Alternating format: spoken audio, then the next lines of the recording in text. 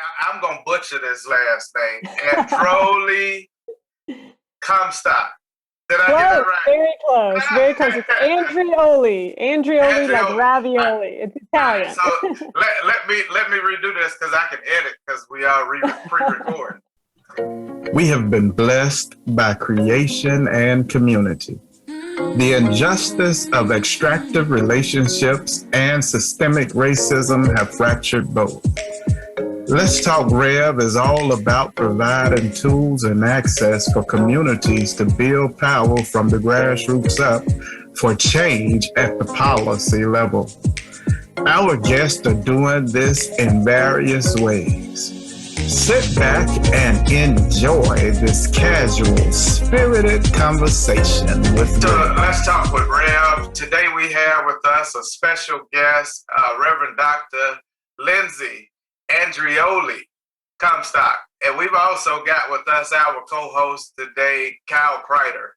We are excited about this conversation because this is the beginning. This is the genesis of a partnership that we have with Tumba, and we are doing some exciting work, training environmental justice leaders, helping to continue to expand our space, expand our capacity. And we've got the director with us today, and we're getting ready to have this conversation, and we are excited and actually just welcome you to this conversation. So, Cal, I'll let you introduce yourself, and then, Rev, I will hand it to you to introduce yourself. Thank you. Thank you so much, and so good to be here with both of you, Revs. I'm Kyle Kreider. I'm the Program and Policy Director for both Alabama Interfaith Power and Light and the People's Justice Council.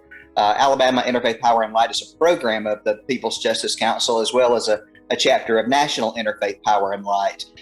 Since both of the organizations that I work for then are interfaith, it makes sense, and I'm looking very forward to teaching my first interfaith course jointly with the Revs here.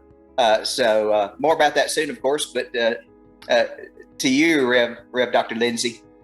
All right. Well, thanks so much for having me. Like Rev already said, my name is Lindsay Andreolli-Comstock. I am the co-founder and managing director of Tumbu Global, and also one of our programs, one of the programs of Tumbu Global is the School of Global Citizenry, of which I am the school administrator. The School of Global Citizenry was started in April of 2019, and it has only grown by leaps and bounds since then. So we are so excited to have Rev and Kyle as new instructors with us, CEU certified instructors at the school, and offering, actually currently selling their first course with us to launch in the next couple of weeks. It's very exciting. Well, thank you.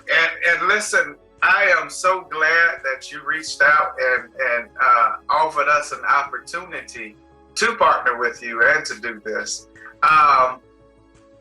Let's get into the why of it. The why environmental justice, why even Tumbu Global and the School of Citizenry, but then the connection with environmental justice, just the why of it all. Why did it come to fruition, and why this partnership for you? Yeah, that's a really good question. My spouse and I started Tumbu Global actually out of a deep yearning in our own calling, in our own life, to be connected globally, to live as global citizens in a globally connected world. And we wanted to do that in context with our global neighbors. So that included moving abroad for us and being intimately connected to some of our partners overseas. And so we actually right now are in Kathmandu, Nepal, which is where we live. And as many of you know, COVID cases are surging in India and neighboring Nepal. They share many, many borders and many entrances back and forth. And so we're deep in the heart of the pandemic still here. But this is where we live, and we've actually lived in different places throughout Southeast Asia, but this is where we are right now. But our work is intentional. It's global citizenship education. And we do that mainly through our Tumbu Global Odysseys. Well, obviously the pandemic put a stop to those Odysseys, but prior to that, we had been to all kinds of exciting places. And to learn in context from people on the ground, about the situation socioeconomically, the situation environmentally. Actually, the very last Odyssey we took was to the Galapagos Islands, where our 21 participants from all over North America came with us and learned some really important environmental lessons. That was our last Odyssey before the pandemic hit. But very quickly, when we started our personal growth Odysseys, we knew that education was going to be a very important component to that. And so we had a course, a certificate in global citizenship course, which was just really to help folks raise their awareness globally, learning important skills that often aren't taught in school, like active listening. How do we, as Westerners or foreigners, come into a different culture? How do we listen well? How do we tread through a country and not devastate the economy or devastate the environment? How do we travel well? How are we good global neighbors? So we had a course on that. And then we wanted to be able to offer other courses. And then we thought, well, you know what? There's other people that have good ideas like this too. What if we just created a global citizenship-oriented school where many people could share all the good insights that they have, and we could create an environment where we learn collectively with global students? So that's what we created. And now, not even 2 years later, we've got nearly 1,000 students and from 21 different countries. So it's really become an incredible, just mini global citizenship world, if you will. And you all are a very active part of that. We definitely appreciate it. Cal, I don't want to leave you out of this conversation. What I am actually now witnessing through speaking with you, Rev, I'm witnessing a real live practical look at local to global connections. Mm-hmm. And it's in a grassroots style. Cal, when you which actually, is my training, yeah. Yes. Which is, and Cal, when you actually wrote the curriculum for this, when you designed this course, how were you seeing the connections, and how were you seeing EJ globally? Thank you, Rev. Well, I will use the example of the lichen, which I could see the smile on Rev's face already. If there's one kind of motive or motto for my course, it's that diversity, or our course, is that diversity makes us stronger. And now you guys are the justice experts. I come more from an ecology background, and I'm certainly not an interfaith expert. So, by the way, I expect to learn from all of you and hopefully our interfaith students in this course. But if I can't think of a better example of diversity makes us stronger than the lichen. This organism, those crusty little gray-green things that you see growing on rocks and on trees. Some of them are shrubby and almost look like little mini Spanish mosses or something.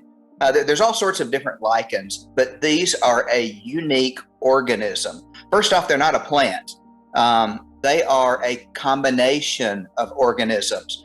A combination of organisms that are so different, they're not even classified in the same biological kingdom, the top level of classification of living things. So you talk about some strange bedfellows. In a lichen, you've got at least one species of algae, pond scum, the green stuff you see floating on ponds, and a fungus like mushrooms or shelf fungi. So, first off, there's a very interesting question, and I'm sure we could wax theologically eloquent about how these two very different organisms got together in the first place to form a single organism, a combined organism. But if you want to see how diversity makes us stronger, look at what these two organisms gained by working together. So the alga has chlorophyll. It can produce food. It's a little different than a plant, but You can think of it as a plant because it can produce its own food. But it's limited to very moist environments, water generally. That's why you see it floating on the surface of ponds. Then the fungus is a little more resilient. We tend to think of fungi as, growing in somebody's basement or out in the dark woods. But, you see shelf fungi and things growing in relatively harsh environments, like on the side of a tree, well up, sometimes not shaded at all. But the fungus cannot produce its own food like the alga can. So when these two got together, they conquered the world. You find lichens living from the Arctic to the tropics. And they are so important. I won't, I could spend this whole conversation just talking about how important they are. But among other things, they clean the air, and they're an indicator of how clean the air is. So if you've got a lot of fungi growing in the area, you know the air is better to breathe. So I will stop there. But there's a free preview to the intro of the course where you can read the whole lichen story. Listen, I appreciate that so much, because what I heard you saying in that is that the diversity, by them coming together, by them connecting the dots, and you seeing that connection, you are able to see the weaving together of our various social and environmental and ecological ills that bring us together and make us more resilient, and even offers benefits for the whole when we can come together. And so I appreciate that example, and I know that is something that is discussed in the course, and that we just gonna jam on. And the reason why you saw me smile is because I often hear Cal explain that diversity, and every time it gives me something else to bring out of it. And I appreciate the liking. I appreciate the liking. Rev, going back to you,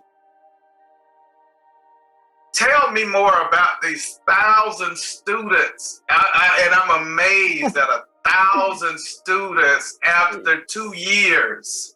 1,000 students. But tell me more about your 1,000 students. What does that look like? Yeah, well, we're brag a bit, Rev. Brag a bit. Yeah, we're actually at 957, so we're well on our way. I actually just looked it up today. I was working on some stuff. But yeah, so basically 1,000 students, 21 different countries recognized. Now, it's noteworthy to mention that most of this is because of an incredible cross-pollination of instructors like yourselves who bring their communities together. And I think that's what I love about the School of Global Citizenry, is that it's an agreement among instructors who may or may not know each other, and students, that they want to learn together in a collective. We want to have our courses, our like-minded courses that better the world, on a platform together. Anybody can go put their courses on a different platform nowadays, especially in the pandemic. There's a million different ways to post a course. But I think we created a community intentionally to say, let's put these like-minded things together so that folks have one place to go when they're looking for justice-oriented, globally oriented courses that are CEU certified, that they can take, that they know have the absolute academic standard, highest academic standards surrounded, and that every one of the instructors are trained to deliver high quality content. That's how those students came. It wasn't anything that we did at the School of Global Citizenry or at Toombu per se. It's what we all did together. So it really is our school. Now, these students come from all over the world. We have students from Sierra Leone and from Ghana. We have students from Italy and different places in Europe. We have folks from just about everywhere: Malaysia, Indonesia, Canada, you name it. And they all bring a very unique perspective. And I think that's what makes courses like the one that you're offering so unique, is that, for example, take environmentalism. That's one conversation when you have all Westerners, for example, in a course. Now, you have different interactions with environmental justice based on where you live in the West, right? So some neighborhoods are dealing with different levels of pollution and lead contamination than other neighborhoods. And so you can look at the injustice perhaps racially in that.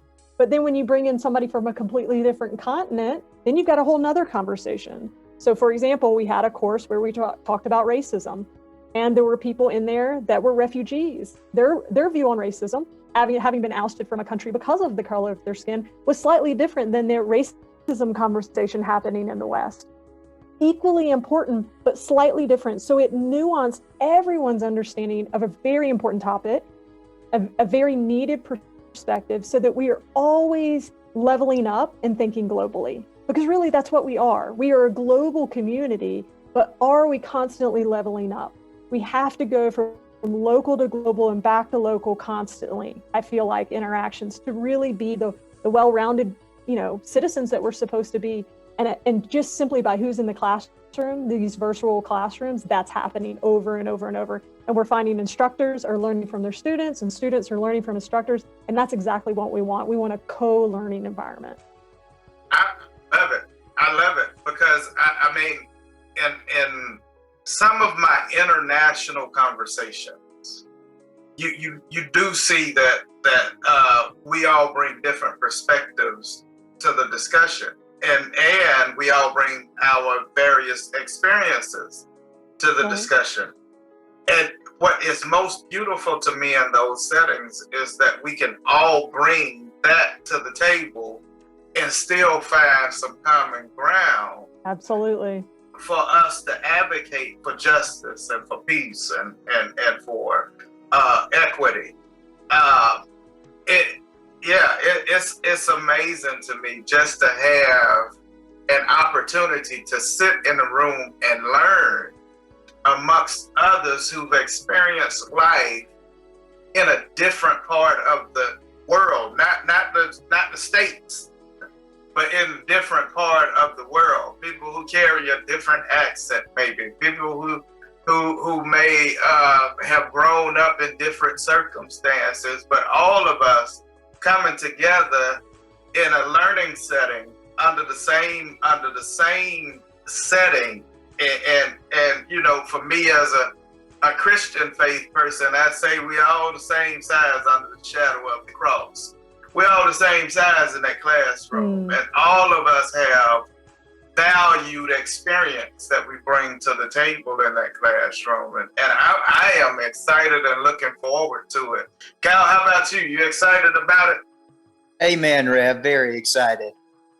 Yeah. Doc, how do others rather get involved? How do they get in touch? How can they reach out, get signed up? What we need to do? Yeah, it's very easy. schoolofglobalcitizenry.com. We are the only one. It's quite easy to find us. If you can't find that, just go to tumbuh.org, TUMBUH.org, and you'll see an easy link to get you over to the school. And then from there, you can peruse all the courses and find the ones that interest you. We have many people that just buy one course, but what we're seeing is that now 33% of our student population is now taking a second or more courses. So it is not uncommon to have somebody buy 3 or 4 courses at one time, because if they're on demand, they can take them whenever they want. And then courses like yours that are scheduled, they know there's a definitive start and end date. So I would say check your calendar, but folks can go straight to the School of Global Citizenry. They can purchase a seat in your course right there. They will hear from us immediately. Our tech support will reach out immediately and let them know all the ins and outs and how do you get in the system. Everybody's online learning system is a little bit different, but we walk with every single student, no matter where they are in the world. We walk them through, get them in the system, and make sure that they have a good learning environment. Another thing is there's lots of different types of online learning. And I think because our school is intentionally global, there's not a lot of live conversations like this one. Where you guys are, it's morning time. Where I am, I'm about to go to sleep. And that's the reality for so many of our students, so many of our adult learners. And so by us living this experience, we're constantly reminded that, if an instructor is going to have a Zoom call, they have to think about every time zone included in their classroom. And we love that we're constantly being challenged to think about time zones and who's taking the course in a third language, all of these things. So wherever you are in the world, it is accessible to you. You can take a course and we will accommodate you as best we can. We have even offered translations in other languages for some of our courses to help people learning in second and third languages. So I would say just visit the school, click on environmental justice, interfaith environmental justice for change makers, and next thing you know, you get to hang out with Rev and Kyle and learn about the environment. I think it's great. Yeah, and we gonna get funky where we at, so y'all, get ready, because I mean, we gonna make it stank up at there. It's gonna get funky. I think it's gonna be incredible. Rev Lindsay, if you would, one of the fascinating things that I learned when I was getting my education, y'all were training me to teach with the School of Global Citizenry, was you said something that stuck to me. You said that if you like Google chaplaincy, that School of Global Citizenry is going to be a top hit. Say more about that and who might benefit from the course, because that was fascinating to me. Yeah, so because the courses have communities, so your organizations are teaching these courses at the School of Global Citizenry, it's very possible that very popular courses, that the important tag words or the important hashtags that go along with those courses, they start directing to your course and to the school. So for example, we have a number of courses, a good handful of courses that chaplains are very attracted to right now. They can get training in trauma and healing and different things like that. Well, now when you Google particular terminology, you actually find their courses. And that's just Google algorithms and things like that. But I think, Kyle, maybe what you're speaking to is the reality that because we've agreed as a community to teach our courses, our world-changing courses together, what we do is we attract like-minded folks. So we've got, just for you guys to know, I've got folks from other interfaith power and lights now reaching out to me on LinkedIn saying, well, how'd they get a course on there? And I'm just like, well, you can do that too, and that's the beauty of it, is that it's about this like-mindedness. No offense, but there's some public platforms where you can host courses, and faith-based courses, social justice courses, they're always at the bottom of the barrel. And we want to put those courses front and center so that people of faith and goodwill, people of common good conscience, global conscience, are able to find that stuff front and center. You shouldn't have to dig for it. And it should be affordable. It should be something that people around the world don't need, a special price for, that they're affordable and they're approachable, and that we've accommodated folks, whether you're in Belgium or Ethiopia or what, you name it. There's a place where we can learn together. Because Rev, you're absolutely right. We learn so much from each other. And then we get to start sharing resources and ideas. And that's when the world really starts changing, right? Is when we realize that we have so much to learn from each other and to teach each other. And that's constantly the dynamic we're wanting to create between our instructors and our learners. And so, Kyle, yeah, absolutely. I mean, it could be very soon, just because of the chatter that happens and the algorithms that naturally create, that when you type in interfaith environmental justice, the next thing you're going to find in Google is this course. And that's our hope, is that people can find what they're looking for, and that people aren't manipulating algorithms, but actually people are actually finding what they're looking for. And that this course becomes something that people can find very easily when they're interested in learning more about how to become activists in good environmental justice change. We certainly hope so. And so for our viewers out there, if you fall under this general umbrella of chaplaincy and you need continuing education or just want to learn more on your own, check out the School of Global Citizenry and hopefully us. Absolutely. Oh, awesome shameless plug, Cal. Awesome shameless plug. We are excited about what is getting ready to happen. We've already got people signing up. We have people that are inquiring. I appreciate hearing that some of my other colleagues are reaching out and trying to figure out how they can also be a part, because we want to make sure that we open up avenue for others to also do what we're doing. We don't want it to just be us. This is not about domination for us or competition. We cooperate, and we want to make sure that we bring others in. It's about diversity for us. And so we are grateful for just the opportunity to be able to have a course. One of the things that this course also would do for us, it helps to get us out of this individualistic mindset. And it makes us think about the other. Environmental injustice happens because of the neglect of the other. So we are actively participating and immersing ourselves while in this course. You're in a place where you're hearing diverse perspectives, diverse voices, but at the same time, you have to be cognizant of the diversity in the room so that you don't offend the other. It is its own case study. You live it and you teach it at the same time. Right, so you're fully immersed in it. I love it. Yeah. I love it. It makes total sense to me on how we build a just and equitable society. We have got to see the other. We have got to be present with the other. And we've also got to be mindful of the other. Period. That's the only way. For me, we love our neighbor. Period. Full stop for me. We love our neighbor. What does that look like? Meeting the needs of your neighbor, ensuring that they also have, ensuring that they also are a part of the conversation. Here's what happens when you start having these conversations. I've been in this international space now for about 4 years, maybe 5 years now. Here's what has happened to me, Rev, in having these types of conversations.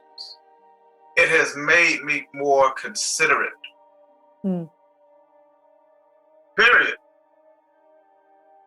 That's the biggest benefit.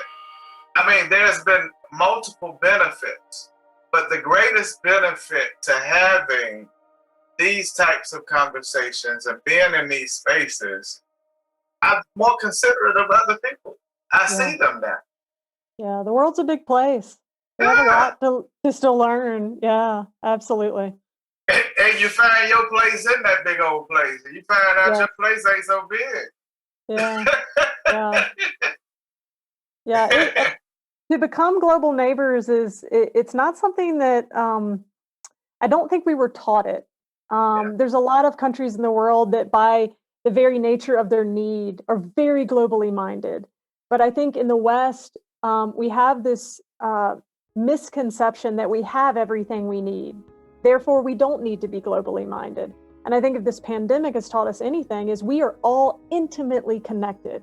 Right now, one of the struggles, we're talking about the environment, one of the struggles in Nepal with the COVID cases is that the air pollution is so bad that people can't breathe anyways. So then if you get COVID, it's twice as hard to breathe. That is an environmental humanitarian crisis. And we don't get the privilege to pretend it doesn't exist for all of us, because the reality is some days when I check the air pollution calendar, the air pollution is worse in New York City than it is here. So we are intimately connected. And if we share our stories and we listen well to each other, we can also share our ideas and our solutions and problem solve together. And that's the world I want to be a part of. I want to be a world that works together. I want to be a world that, you know, people in Wyoming are sourcing oxygen for people in India, and people in Indonesia are praying for America as they were going through their first surge. That's the world I want to live in. And I feel like this school is one way that all of us can work together to be co-learners about really important topics and ideas that the world needs to learn about. So yeah, I do hope that when somebody Googles environmental justice, they find your course. Not for a course sale, but absolutely so that they can be part of a broader conversation that you and your organizations are having on the local level that all of us would benefit on a global level from. Absolutely. Absolutely. Yeah. Well, I cannot say enough of how elated I am for this opportunity. Well, we're honored to have you all. Cal, as the lead instructor for this course, I want to give you your final word, question, whatever you want to. Thank you, Rev Michael. Well, since I began with the lichen, I want to end with the lichen. As I said, lichens grow everywhere. Their diversity makes them so strong that if you go up on a mountainside that is solid rock, you are likely to find lichens growing on the rock. Now, there's a lot of plants that will grow wherever they can find any purchase, any soil in a crack or whatever. But lichens are one of the few organisms that can grow on solid rock. And in fact, they are what start making soil. They literally break down rock and are a foundation of the whole ecological chain that builds up soil and allows other plants to find their purchase. And so the theological implication here is that, you know, we all know, working in the environmental justice movement, that there are some stone cold hearts out there. We need to start breaking those hearts down and making soil. You know, I like to say religion is a powerful lever to move the world by moving human hearts. And also, I want to say, while we welcome all faiths in this course, we also welcome all philosophies and no faiths. This is a course for all of us to learn that diversity makes us stronger. And I will end with that. Is there anything else that you'd like to tell us before we get out of here, Rev? I know you said you're getting ready to go to bed. Else to say other than thank you for your trust, thank you for sharing your knowledge so that other people can glean from it and grow from it. I'm just constantly in awe that we get to support these incredible instructors like yourselves as you share your knowledge in the world. And it makes getting up and running tech support and running websites absolutely worth it every day to be a part of the good work that all of you are doing in the world. So just keep doing what you're doing, and we'll do everything we can to elevate it on a global level every day. We thank you for your time. We thank you for listening to us. Please, please, please go and sign up for these courses. Check out Tumbu Global. Check out the School of Citizenry. Check out the People's Justice Council, as well as Alabama Interfaith Power and Light. Today, as always, we offer to you love, peace, and light.